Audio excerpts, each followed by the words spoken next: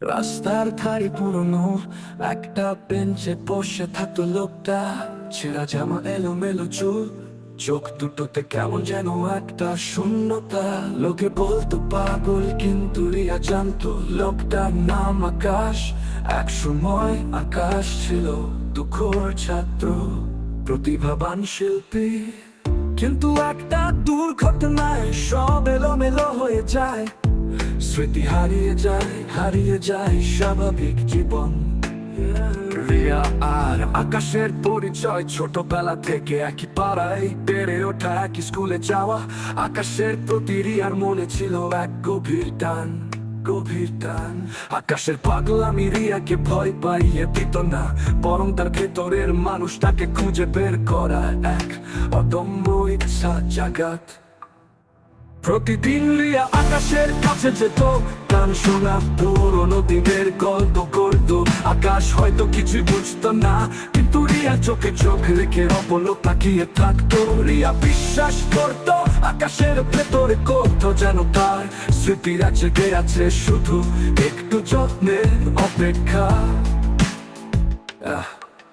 একদিন রিয়া আকাশের হাতে একটা রং তুলে দিল।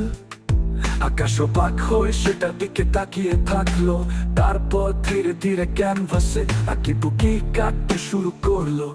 প্রথম দিকে এলোমেলো দাগ, কিন্তু ধীরে ধীরে সেগুলো রূপ নিতে লাগলো। রিয়া দেখলো আকাশের আকার মধ্যে ফুটে উঠছে তাদের ফেলে আসা দিনগুলোর ছবি।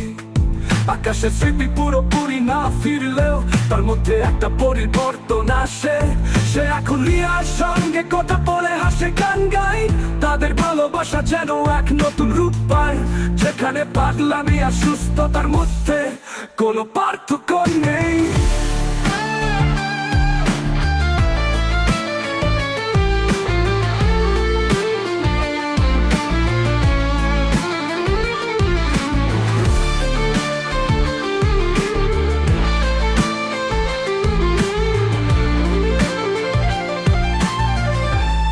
আকাশে তো পুরোপুরি না ফিরলেও তার মধ্যে একটা পরিবর্তন আসে।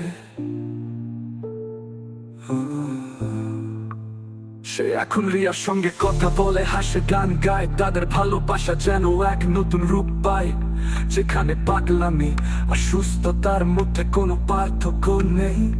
এই গল্পে পাগল ভালোবাসা বলতে সমাজের চোখে অপ্রচলিত বা অস্বাভাবিক ভালোবাসাকে বোঝানো হয়েছে, যেখানে একজন মানুষ অন্যজনের মানসিক অবস্থা বা বাহ্যিক পরিস্থিতি বিবেচনা না করে তার প্রতি গভীর ভালোবাসা অনুভব করে।